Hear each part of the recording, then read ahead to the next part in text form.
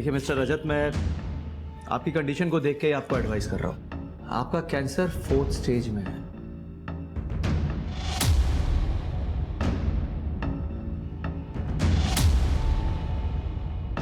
आप कितना भी केमोथेरेपी और रेडिएशन ले लें, लेकिन हकीकत यह है कि आपका ठीक हो पाना ऑलमोस्ट इम्पॉसिबल है। सर, पर हम ऐसे कैसे गिव अप कर दें? रजत का ट्रीटमेंट ऐसे बीच में कैसे छोड़ दें सर? पूर्वी जी, मैं आपके इमोशंस को अच्छी तरह समझता हूँ, लेकिन हकीकत यह है कि रजत पहले ही बहुत दर्द बर्दाश्त कर चुका है। आगे मर्जी आप लोगों की है, आप क्या करना चाहते हैं क्या नहीं। ये हर्बल मेडिसिन मैं आपको दे रहा हूँ रजत के पेन के लिए। मेरी आपको सलाह होगी कि आप ऊपर वाले से दुआ करें, अच्छे की उम्मीद करें, लेकिन बुरे के लिए तैयार रहें।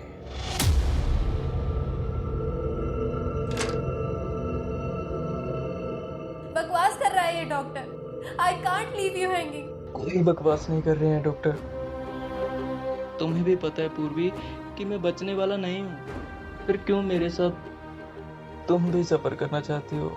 मुझे तुम्हारे लिए 100 गुना भी सफर करना पड़े ना तो भी मैं करूंगी। बच्चे कुछ पैसे तो क्या घर पे बेचना पड़े तो वो भी बेच दूंगी, पर मैं तुम्हें ऐसे अकेला नहीं छोड़ सकती रजत। तुम मेरे साथ नहीं रहना चाहते क्या?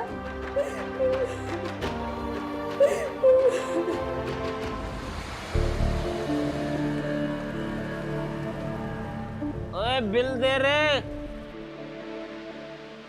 लो भाई जी। 650। भांग खाए हो कि लूट मची है? लूट लो। लूट किस बात की भाई जी? जो है सब लिखा है बिल में। अबे तू लाख रुपए लिख देगा तो क्या तुझे लाख रुपए दे दूंगा इस 2 कौड़ी के खाने के? ये पकड़, खाना सड़ा गला खिलाएंगे, पैसे पूरे मांगेंगे। अरे भाई जी, इतने की तो आप शराब पी गए। ओए जितना दे दिया उसी में तसल्ली कर। पर भाई जी रुको। ओए हट।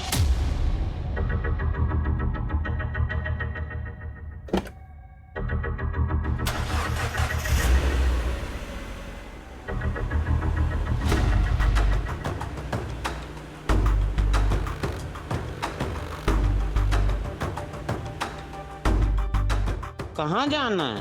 थोड़ा आगे तक छोड़ दीजिए। आ जाओ, बैठ जाओ, छोड़ देते हैं।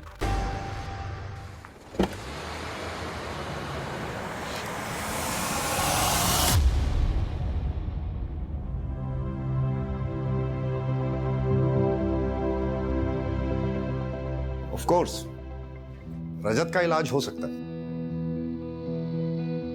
रजत को 4th नहीं 3rd स्टेज का कैंसर। विटामिन ट्रीटमेंट के बाद हम लोग कीमो स्टार्ट करेंगे। हाँ, बट आप लोगों को थोड़ा पेशेंस रखना पड़ेगा। हम रखेंगे सर, आप जैसे कहेंगे ना हम वैसे करेंगे। गुड।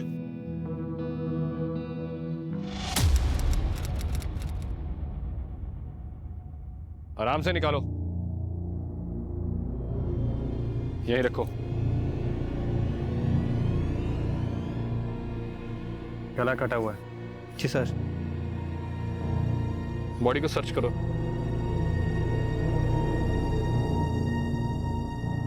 सर कोई मोबाइल या पर्स और ना ही कोई आईडी कार्ड। लगता है लुड़के से फेंक दिया यहाँ। बॉडी को पोस्टमार्टम के लिए भेजो और इसकी फोटो क्लिक करो और आसपास के एरिया में लोगों को दिखाओ।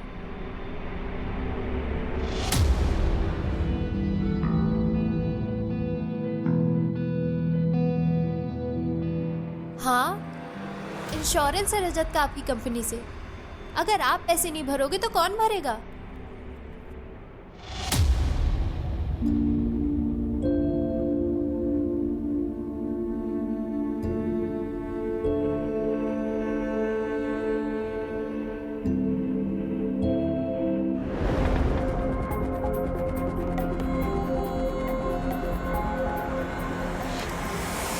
रजत, क्या हुआ रजत को?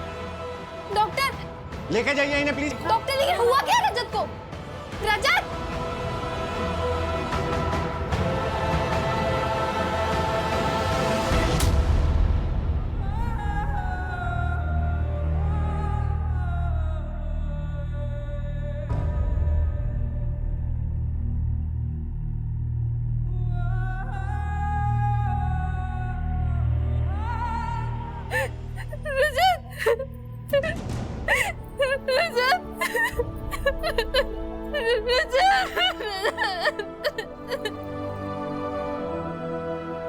रजत को क्या हुआ? आपने तो कहा था कि वो ठीक हो जाएगा। सब कुछ ठीक था। रजत की बॉडी ट्रीटमेंट को अच्छे से रिस्पॉन्स भी कर रही थी। शायद लास्ट मिनट कॉम्प्लिकेशंस हुई रजत के साथ। पर आपने तो कहा था कि रजत ठीक हो जाएगा। मेरे से क्या हो गया? I am sorry गुरबी।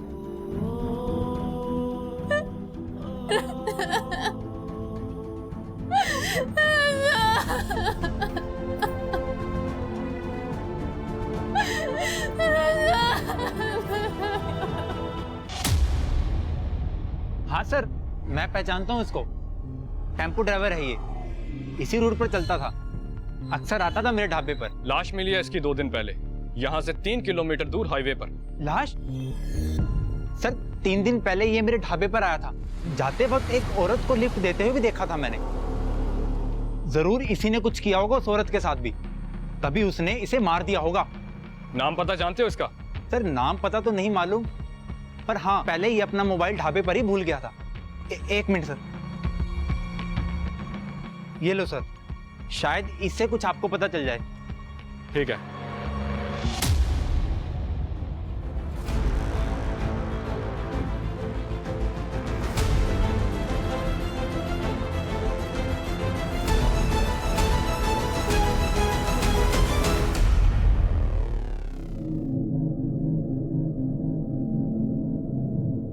आपकी बच्ची को अर्जेंटली हार्ट ट्रांसप्लांट की जरूरत है। टाइम बहुत कम है उसके पास।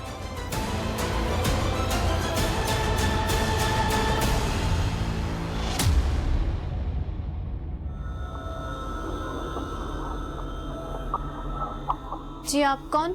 मेरी बेटी पीहू इस हॉस्पिटल में एडमिट है और आपके पिताजी की वजह से उसकी जान बचाई जा सकती है।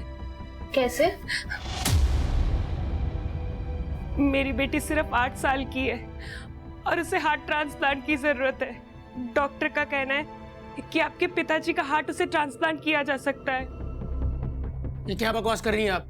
मेरे पिताजी अभी जिंदा है। पर ब्रेन तो डेड है ना, और वो कभी रिकवर भी नहीं करेंगे। ये आप कैसे कह सकती हैं? और अगर ऐसा है भी तो मैं आपकी बेटी के लिए अपने पिताजी को मार दूं? देखिए, आप मेरी बात नहीं समझ रहे। आपके पिताजी ने तो पूरी जिंदगी जी ली, पर मेरी बेटी पीहू, वो तो सिर्फ 8 साल की है।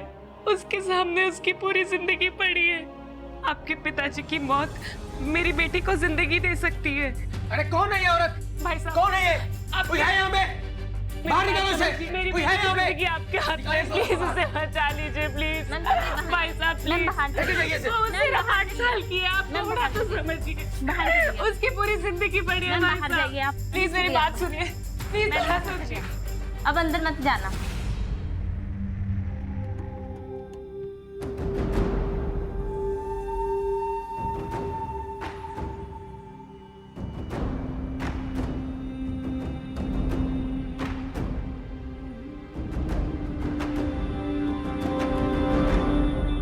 ए रुको।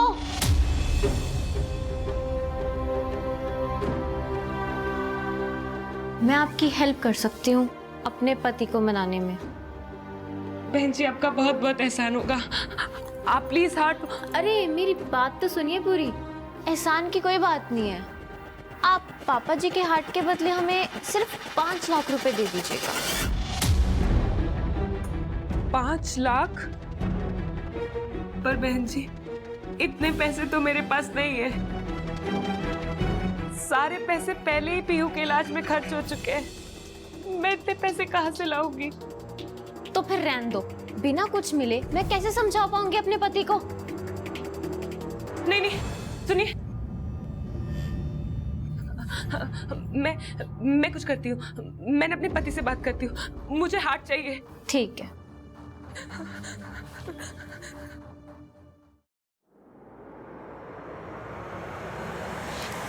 हेलो।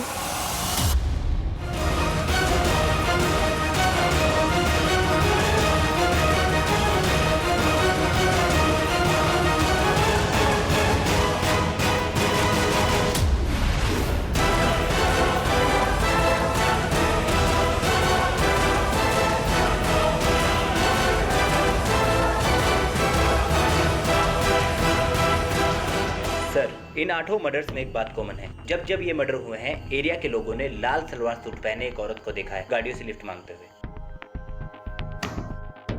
क्लियरली एक सीरियल किलर का काम है राजेश, वो भी एक औरत। हमें सीरियल किलर मैपर की ज़रूरत पड़ेगी किलर की प्रोफाइलिंग करने के लिए। अरेंज करो। सर, इन सारे मर्डर्स में किलर का मोडस ऑपरेंडी बिल्कुल सेम है, लेकिन इस सीरियल किलर ने सिर्फ 8 ही मर्डर किए हैं। इस बात में थोड़ा डाउट है। कैसा डाउट? सर ये देखिए, ये उन सारे मर्डर्स में से किया गया सबसे पहला मर्डर है और ये सबसे आखिरी। सर लेकिन दोनों ही मर्डर्स के मोडस ऑपरेंडी में कोई डिफरेंस नहीं है, बल्कि इस तरह की किलिंग्स में परफेक्शन आते आते आता है। और इन सारे मर्डर्स में परफेक्ट सिमिलरिटी देख के तो ये कह सकता हूं कि इतने मर्डर्स में इतनी सिमिलरिटी बिना प्रैक्टिस के पॉसिबल ही नहीं। मतलब तुम कहना चाहते हो कि इस सीरियल किलर ने इन मर्डर्स से पहले और भी मर्डर्स किए? जी सर। और सर आपका ये अंदाजा भी बिल्कुल सही है कि विक्टिम के गर्दन को गाड़ी में पीछे से बैठ के काटा गया।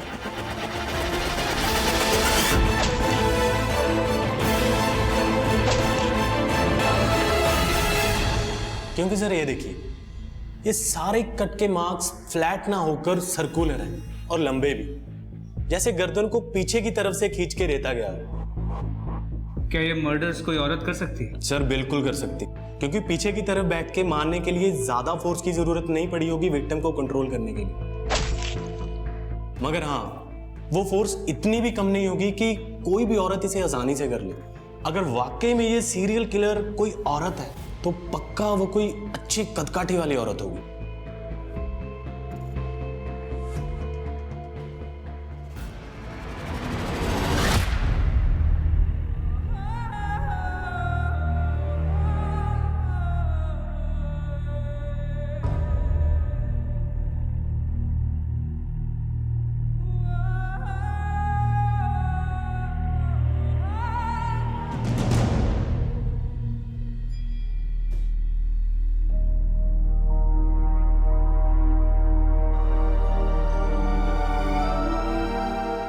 बेटा आखिरी बार उसे विदाई तो दे दे। नहीं माँ, नहीं, रजत ने प्रॉमिस किया था कि वो लड़ेगा अपनी जिंदगी के लिए, मेरे साथ रहेगा, पर उसने अपना प्रॉमिस तोड़ दिया। वो मेरे साथ ऐसे कैसे कर सकता है माँ? मैं उसे अलविदा नहीं कहूंगी। मैं नहीं कहूंगी। विशाल ले जाओ अपने भाई को, ले जाओ रजत को यहाँ से। मैंने ले जाओ रजत को।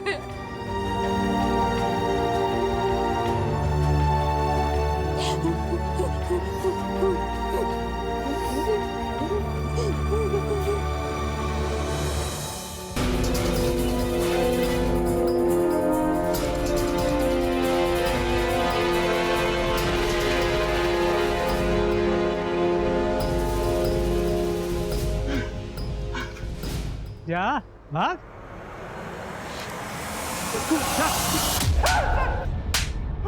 सर मैं सच कह रहा हूँ सर, मैंने कुछ नहीं किया सर, मैंने किसी टैक्सी वाले का खून नहीं किया सर। तो जिस टैक्सी ड्राइवर की डेड बॉडी हमें मिली है उसकी टैक्सी तेरे पास कैसे आई? कौन? पिछले 1 साल से चोरी की गाड़ियों का कलर और चेसिस नंबर बदल के बेच रहा था ना तू? सोच रहा था कभी पकड़ा नहीं जाएगा, लेकिन इस बार तूने जल्दी में चेसिस नंबर बदलना भूल गया। मैंने कुछ नहीं बदला सर, कुछ भी नहीं बदला सर। मुझे गाड़ियाँ वैसे ही मिली थी जैसे आपको मिली है सर। फिर ये सारी गाड़ियाँ तेरे पास आई कहाँ से तेरे पास? सर कॉल आते थे उन गाड़ियों को उठाने के लिए, और कॉल पर ही अलग अलग जगह का एड्रेस दिया जाता था। उन गाड़ियों को उठाने के बाद पेमेंट वही रखने के लिए बोलते थे साहब।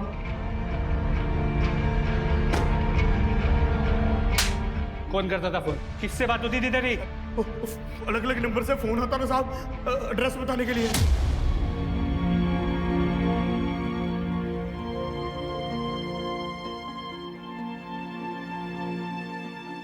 बेटा कुछ खा ले, ऐसे कब तक बिना खाए पिए जागती रहेगी।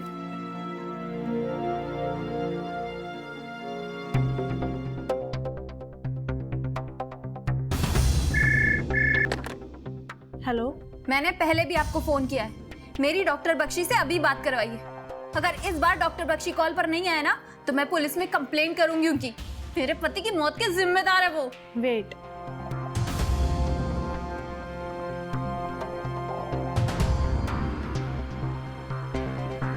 अब किस लिए फोन किया आपने यहाँ पे? आपको अच्छे से पता है कि मैंने आपको क्यों फोन किया है।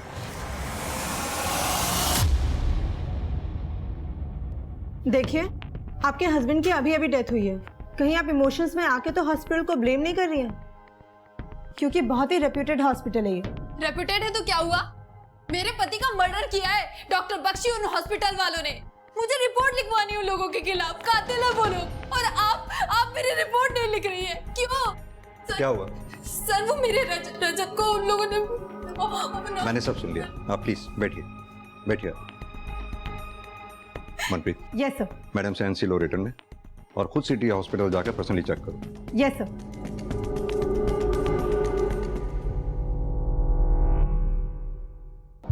मैम, रजत को बचाने के लिए हम जो कुछ कर सकते थे हमने वो सब कुछ किया, पर वो नहीं बच पाया। कैंसर तो आपको पता है कितनी अनप्रेडिक्टेबल सी बीमारी है, न जाने कब क्या हो जाए। झूठ बोल रहे हैं आप। ये रजत को कैंसर ने नहीं मारा बल्कि आपने और आपके हॉस्पिटल ने मारा है। मैं ना आपको छोड़ो, बाहर जाइए आप, प्लीज बाहर जाइए, लेके जाओ इन्हें। झूठ बोल रहे हैं ये। रजत को बचाने का वादा किया था इन लोगों ने।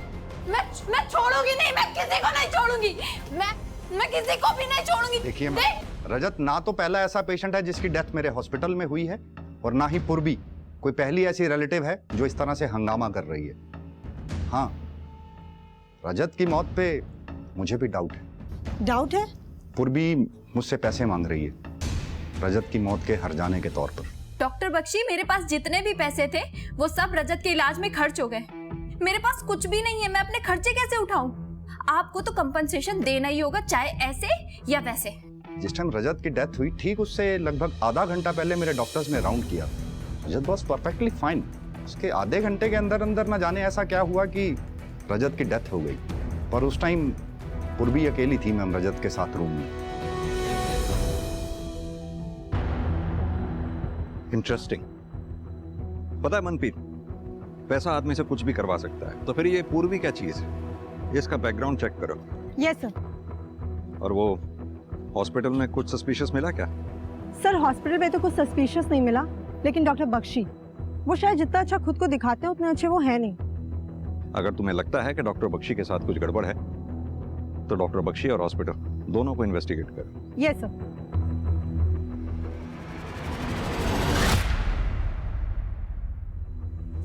सर, मुझे पैसों की जरूरत है और आप ऐसे कैसे मना कर सकते हैं मुझे पैसे देने से? हेलो?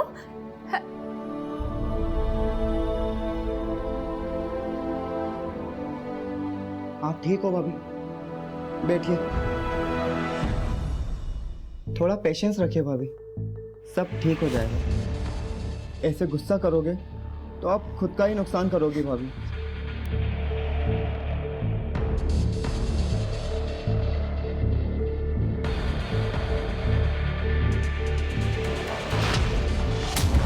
मुझे पता है मुझे क्या करना है। तुम ना ज्यादा सिंपैथी मत दिखाया करो और मुझसे दूर से बात किया करो। बार बार यहाँ मत आया करो, चले जाओ यहाँ से।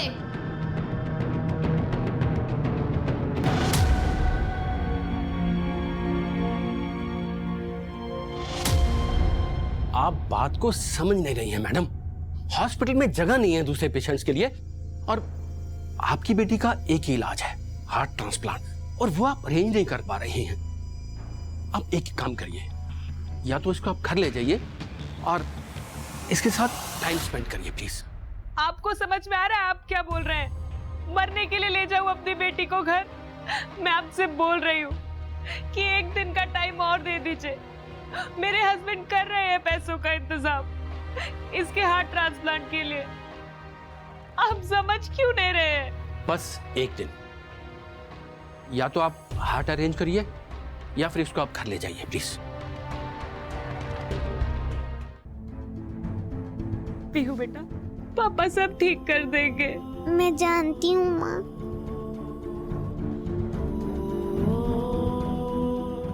मेरा बच्चा।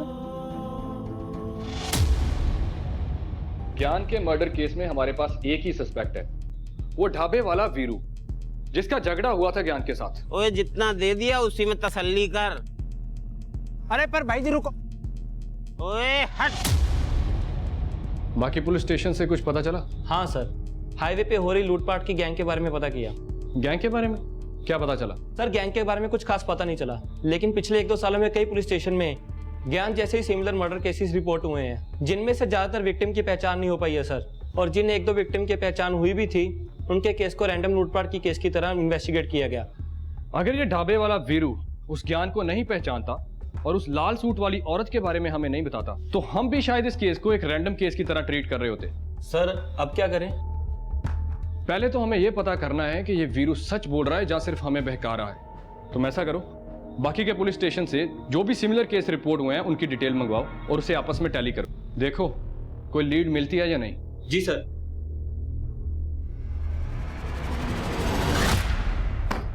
सर 12 केसेस हैं ज्ञान के जैसे। 12 केस तो रिपोर्ट हुए हैं तेजिंदर, क्या पता कितने केस रिपोर्ट ही नहीं हुए होंगे। मॉडस ऑपरेंडी को देखकर तो यही लग रहा है कि कोई गैंग एक्टिव है हाईवे पर। और सर वो औरत जो ज्ञान के साथ देखी गई थी। 2 ही पॉसिबिलिटी हैं, या तो वो औरत विक्टिम को फंसा के गैंग के पास लेके जाती होगी, या फिर उसने खुद मर्डर किया होगा।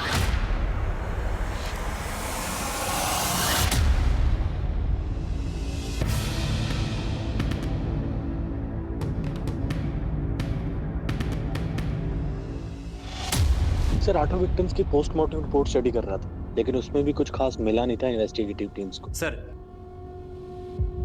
हाईवे पर एक औरत की डेड बॉडी मिली है।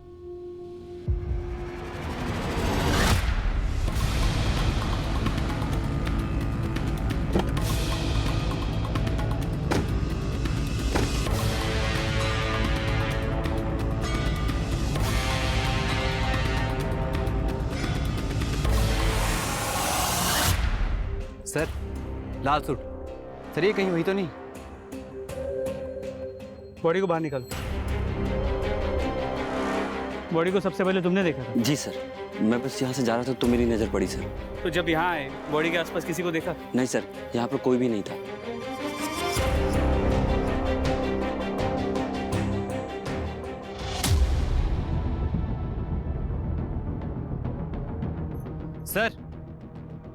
सर इसका नाम प्रतिमा सागर है, और सिर्फ इसकी आईडी नहीं, इसके पर्स से और भी देखिए क्या क्या मिला है।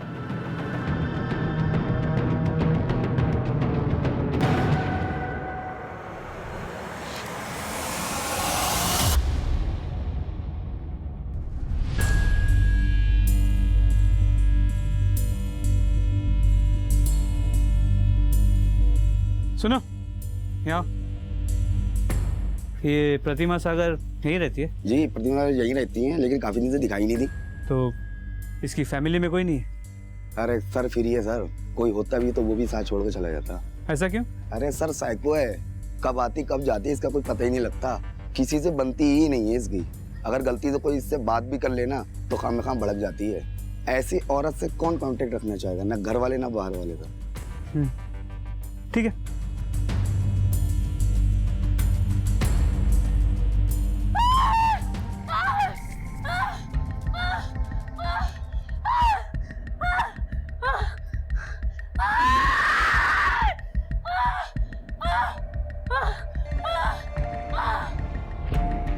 मुझे तो अभी भी यकीन नहीं हो रहा रीवा कैसे मान गई आपकी बात, जो डिलीवरी के लिए हॉस्पिटल के बजाय ये होम बर्थ का ऑप्शन चुना, जबकि उसकी प्रेगनेंसी पहले से इतनी कॉम्प्लिकेटेड है।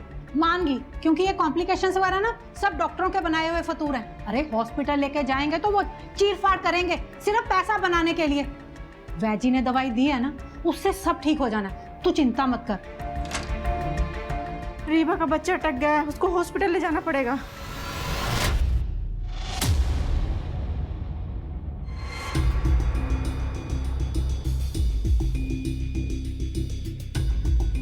We want justice. We want justice. We want justice. We want justice. We want justice. We want justice. अरे हटिए, हटिए, प्लीज प्लीज प्लीज प्लीज हटिए, स्कूटी स्ट्रेचर लाओ please. We want justice. We want justice.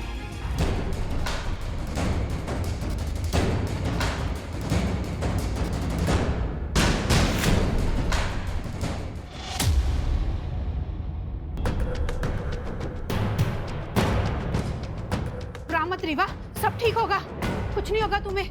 हम hospital में है ना, हौसला रख, सब ठीक होगा रीवा।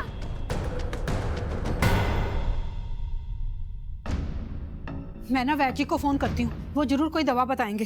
किसी को फोन नहीं करेंगे आप, पहले रीवा और मेरे बच्चे की जान खतरे में डाल चुकी हैं आप। अरे तुम तो ऐसे बोल रहे हो जैसे मुझे रीवा की कोई फिक्र ही नहीं। बेटी है वो मेरी। बेटी है।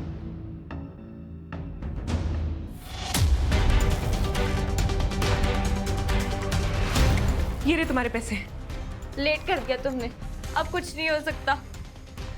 डैडी जी गुजर गए। कुछ नहीं हो सकता मतलब?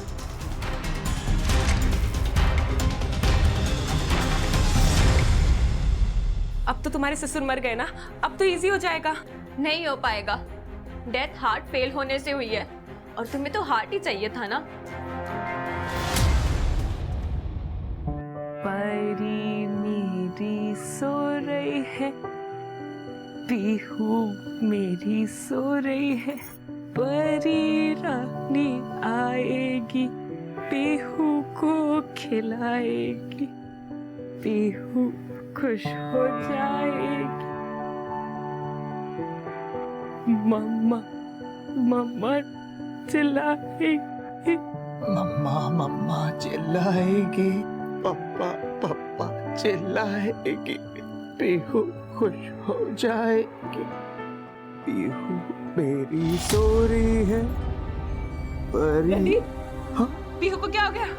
ये सांस नहीं ले रही है। पीहू पीहू बेटा आंखें खोलो। बेटा पीहू, बेटा आंखें खोलो। क्या हो गया? एक मिनट। पीहू पीहू आंखें खोलो बेटा। पीहू पीहू आंखें खोलो।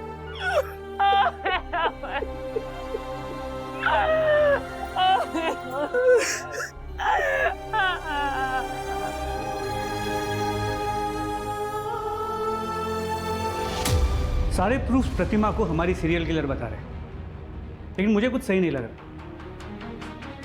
यह भी तो हो सकता है कि ये सारे प्रूफ्स प्लान किए गए प्रतिमा के खिलाफ, ताकि हम हमारी इन्वेस्टिगेशन बंद करें। एक काम करते हैं, इस प्रतिमा के मर्डर केस को एक इंडिपेंडेंट मर्डर केस की तरह ट्रीट करते हैं और इसके किलर को ट्रेस करने की कोशिश करते हैं। एक बार ये किलर हाथ में आ गया तो प्रतिमा की असली कहानी भी सामने आ जाए। प्रतिमा की बॉडी हमें यहाँ मिली थी, तुम उस तरफ जाके पूछताछ करो, हम लोग इस तरफ देखते हैं। हो सकता है प्रतिमा के केस में कोई नया लीड मिले। ठीक है सर।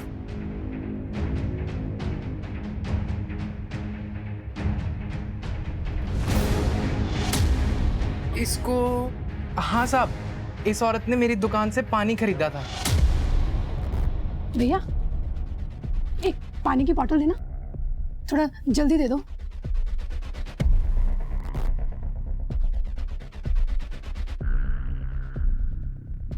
मैडम कौन है वो?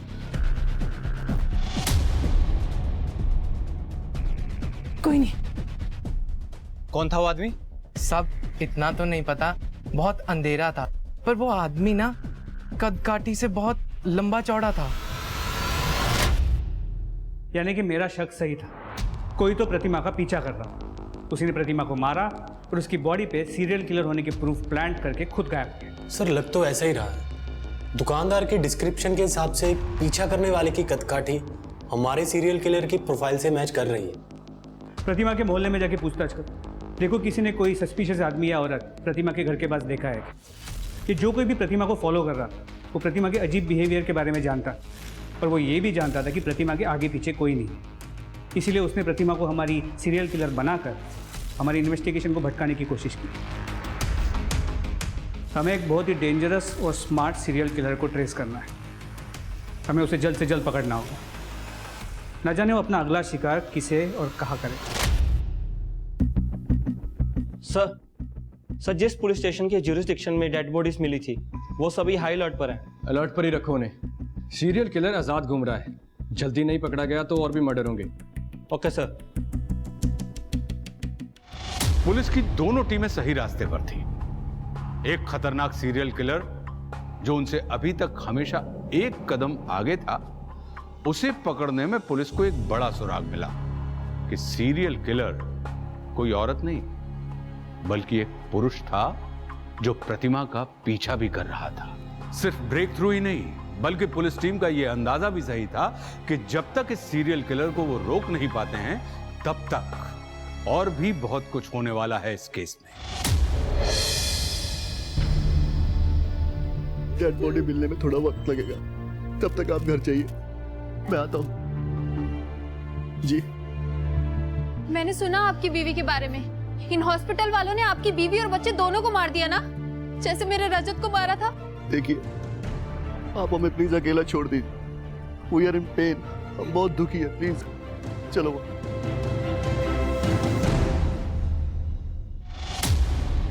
अच्छा ही हुआ रजत को अपनी जिंदगी से मुक्ति मिल गई। पूर्वी उसके साथ रह के भुगती तो रही थी, कम से कम वो अपनी मर्जी से अपनी जिंदगी जी तो सकती।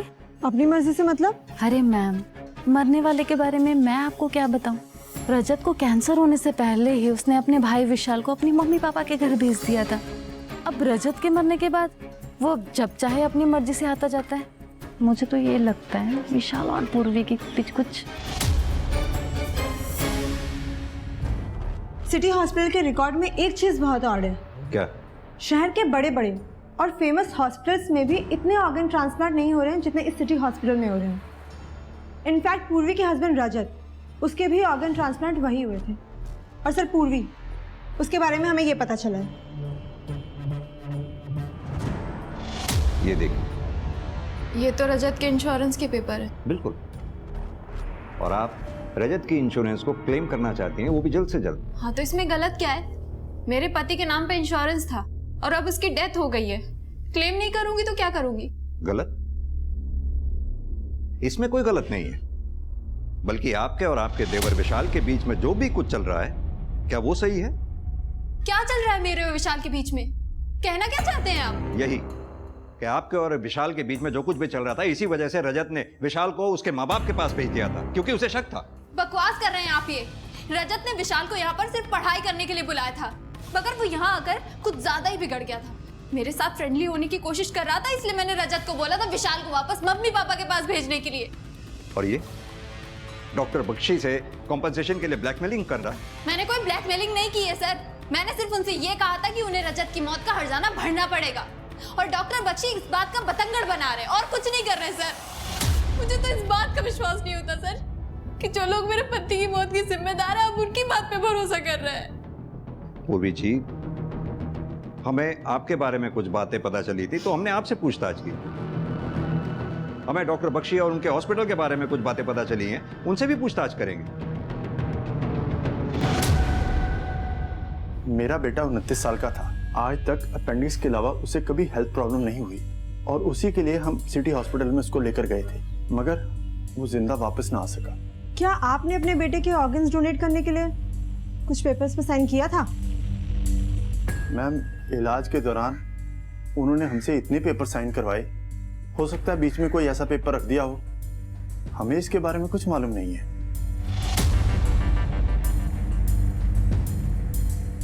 किडनी कौन दे रहा था ये जानकर मुझे क्या करना था मैम?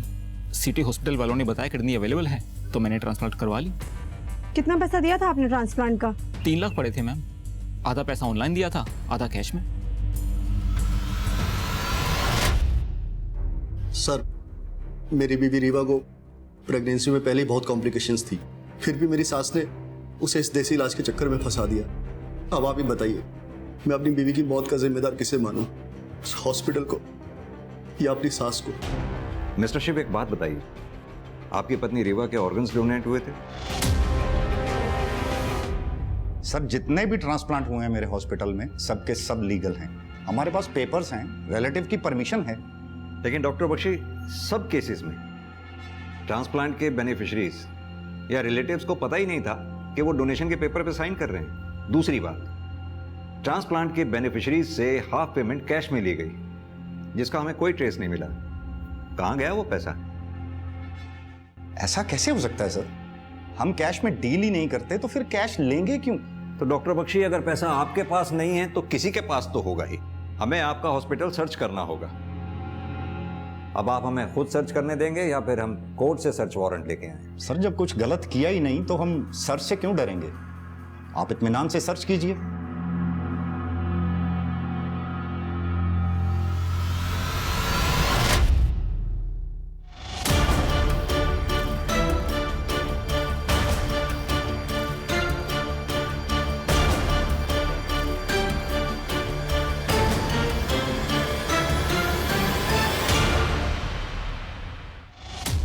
हाँ तो राधा कुमारी जी, हॉस्पिटल के ऑर्गन डोनेशन ट्रांसप्लांट के सारे गड़बड़ केसेस तुम ही हैंडल करती हो, क्यों और कैसे? हॉस्पिटल में कोई और नर्स नहीं है क्या?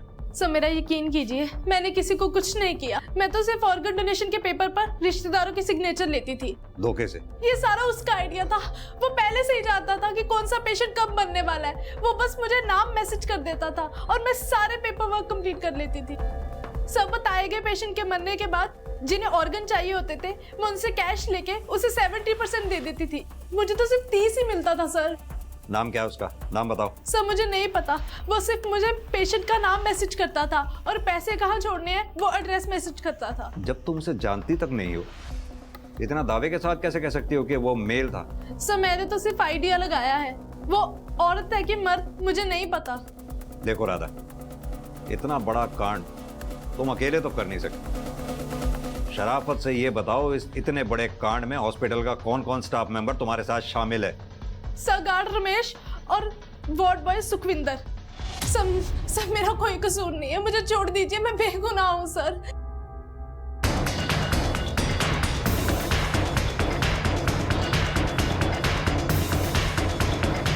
सर, राधा के दिए हुए सारे नंबर्स बंद आ रहे हैं और सर गार्ड और वार्ड बॉय से भी कुछ नया पता नहीं चला। मनप्रीत, हैरानी की बात है, जितने भी पेशेंट्स ऑर्गन डोनेशन रैकेट का शिकार हुए, सब में एक चीज कॉमन है, सबकी मौत हार्ट अटैक से हुई है। हाँ सर, मेरा तो ध्यान ही नहीं गया इस बात पर। और इतना ही नहीं, ये सभी पेशेंट्स के केसेस को जब मैंने गहराई से स्टडी किया तो एक चीज और कॉमन पाई। इन सभी पेशेंट का कभी ना कभी एक आयुर्वेदिक डॉक्टर दीप राणा से कनेक्शन रहा है। इन सभी पेशेंट्स का दीप राणा से कनेक्शन होना महज इत्तेफाक नहीं हो सकता, कहीं तो कोई गहरा राज छिपा है। देखिए, आपका कैंसर लाइलाज है। अगर फिर भी कोई डॉक्टर आपको ये कहता है कि वो आपको यहां से ठीक कर सकता है, तो इसका सीधा मतलब ये है कि वो आपसे झूठ बोल रहा है और आपसे पैसे ऐंठना चाहता है। इसलिए मेरी आपको यही सलाह होगी कि आप अपने बेटे के साथ अपने घर जाएं। आप अपनी जिंदगी के आखिरी कुछ दिन अपने परिवार वालों के साथ शांति से बिताएं। बेटा, इस स्वर्ण अमृत मैं तुम्हें दे रहा हूं, जब जब दर्द हो देते रहना। सर, पिछले 3 सालों से प्रैक्टिस कर रहा है डॉक्टर, लेकिन इससे पहले कहाँ था, क्या कर रहा था, इसकी कोई इन्फॉर्मेशन नहीं। और उसकी डिग्री जेन्युइन है सर, लेकिन एक चीज़ बहुत स्ट्रेंज है इसके बारे में। इसकी फैमिली लाइफ के बारे में किसी को कुछ नहीं पता। इसके माँ बाप, इसके बीवी बच्चे, इसकी कोई इन्फॉर्मेशन नहीं।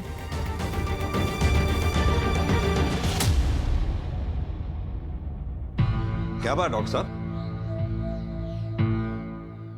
भागने की तैयारी हो रही है? इंस्पेक्टर साहब, आप लोग यहाँ, और ये आप क्या कह रहे हैं?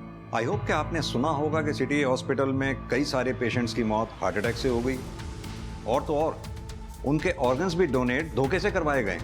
और डॉक्टर साहब, ताज्जुब की बात तो ये है कि सभी पेशेंट्स आपके हैं, आपने उन्हें सिटी हॉस्पिटल में रेफर किया था।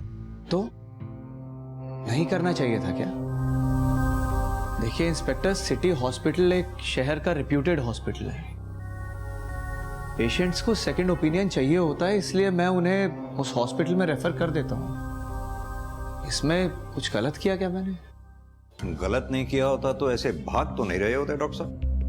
मैं भाग नहीं रहा हूँ, मैंने अपने लैंडलॉर्ड को 1 महीने पहले ही इन्फॉर्म कर दिया था कि मैं यहाँ से जा रहा हूँ दूसरे शहर। आप चाहें तो उनसे पूछ सकते हैं। पूछ लेंगे, उनसे भी पूछ लेंगे। फिलहाल आप ये बताइए कि आप यहाँ 3 साल से प्रैक्टिस कर रहे हैं, 3 साल पहले आप कहाँ थे, क्या कर रहे थे, इसका कोई रिकॉर्ड क्यों नहीं? 1 मिनट।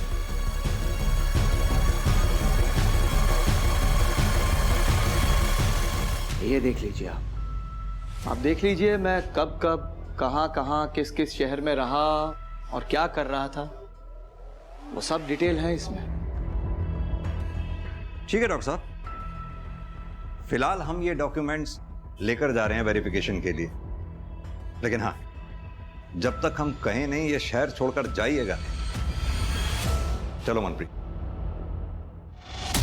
काफी दिलेर है सर, एक बार भी नहीं घबराया और हर सवाल का बिल्कुल परफेक्ट जवाब रेडी था, वो भी पहले से। परफेक्ट तो कुछ भी नहीं होता मनप्रीत, फिर ये डॉक्टर कैसे परफेक्ट हो सकता है? एक काम करो मनप्रीत, डॉक्टर की फोटोग्राफ आसपास के पुलिस स्टेशन में सर्कुलेट करवाओ, पता करो इस डॉक्टर का किसी केस से लेना देना रहा हो, अगर हाँ तो उस केस की पूरी डिटेल्स निकलवाओ। इस डॉक्टर का इतिहास गायब है ना, इसका इतिहास निकाल कर इसका भविष्य बिगाड़ेंगे।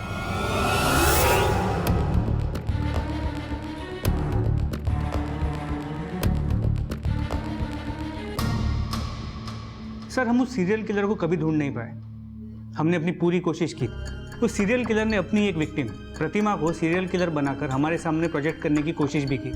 हमने प्रतिमा के एक पड़ोसी से उस किलर की आधी अधूरी स्केच बनवाई थी। सर ये देखिए। तो इस स्केच से कोई हेल्प नहीं मिली आपको? नहीं सर, हमें प्रतिमा के घर में एक अनजान आदमी के फिंगरप्रिंट्स भी मिले थे, लेकिन हमारे पास कोई सस्पेक्ट था नहीं कि इसके साथ वो फिंगरप्रिंट्स मैच कर सकते। सर अब आपके पास एक सस्पेक्ट है तो ट्राई करके देखते हैं। नहीं वर्मा जी, ऐसे डॉक्टर दीप राणा के फिंगरप्रिंट्स नहीं ले पाएंगे। वो बहुत होशियार है, डेंजरस भी। हमें उसके फिंगरप्रिंट्स उसकी नॉलेज में डाले बिना लेने होंगे। सर वो कैसे करेंगे? मनप्रीत, एक सर्च वारंट निकलवाओ। Yes sir.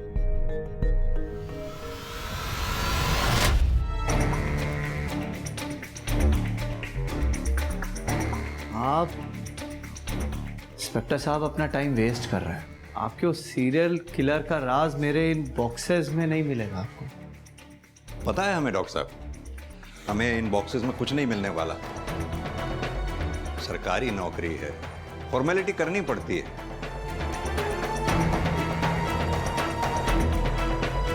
चलो भाई, हो गया बस। ठीक है डॉक्टर साहब, जल्दी मुलाकात होती है। चलो मनप्रीत।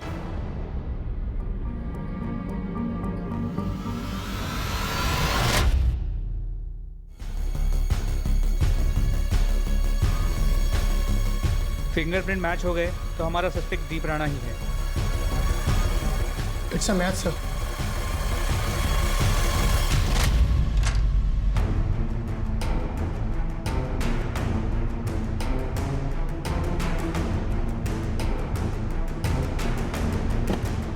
मैं क्रिमिनल कोई शौक से नहीं बना हूं।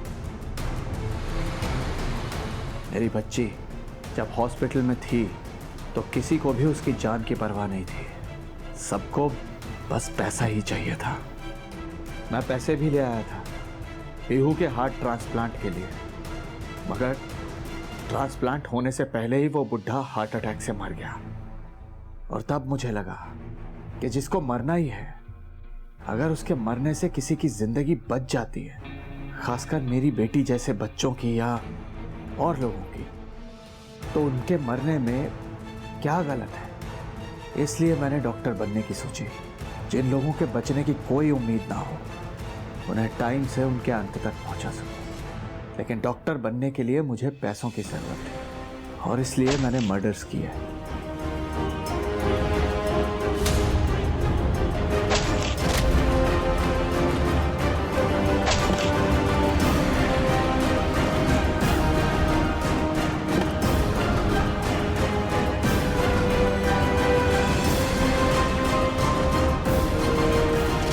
जब मैं डॉक्टर बन गया तो शांति से मरने में लोगों की हेल्प करने लगा।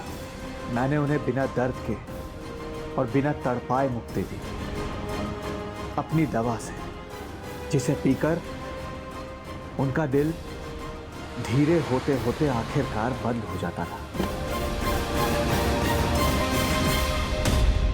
मेरी बेटी को तो नहीं बचा पाया मैं, लेकिन हाँ, मेरी बेटी के ही जैसे ना जाने कितने ही लोगों को जिंदगी मैंने दी है। दूसरों को मारकर खुद को भगवान समझ बैठा है। कितने ही निर्दोष लोगों की जान ली है तूने, उन टैक्सी वालों की, उस प्रतिमा की। न जाने ऐसे कितने पेशेंट्स जिसमें से कई बच भी जाते अगर तू बीच में नहीं आता तो। कैसे बच सकते थे इंस्पेक्टर साहब? पैसे देकर, हाँ, दोनों हाथों से भर भर के पैसे देते और जिंदगी खरीद लेते। लेकिन मेरे एक सवाल का जवाब दीजिए आप लोग, उन लोगों का क्या जिनके अपने उन्हीं पैसों की कमी से मर जाते हैं? उन लोगों का क्या? अपनी पापों का ठीक रहा, अपनी बेटी की मौत के ऊपर मत डाल। 2012 से तूने 108 लोगों को मारा है। अगर सिर्फ डॉक्टर बनने के लिए पैसों की बात होती ना तो कब का रुक गया होता, मगर तू रुका नहीं। तो ये मुक्ति दे के मसीहा बनने की कहानी किसी ऐसे को सुनाना जो तुझे जानता ना हो, हमें नहीं। जगतार, लेके जाओ उसे।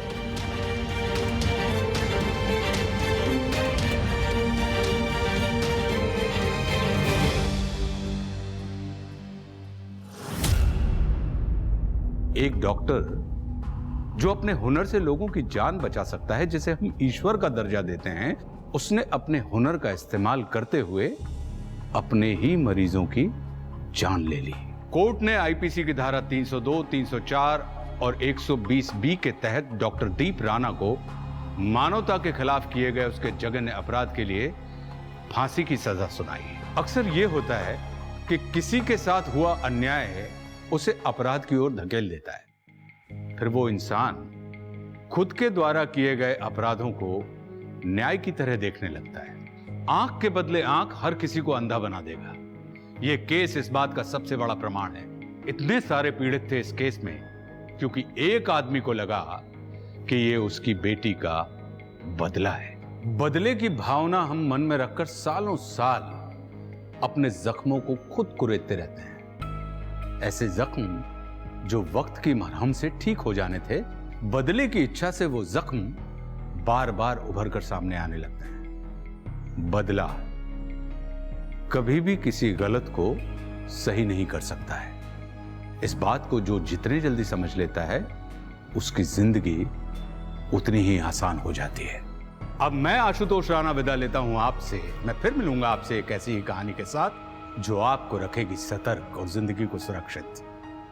तब तक अपना और अपनों का ख्याल रखिए और देखते रहिए क्राइम पेट्रोल सतर्क। जय हिंद।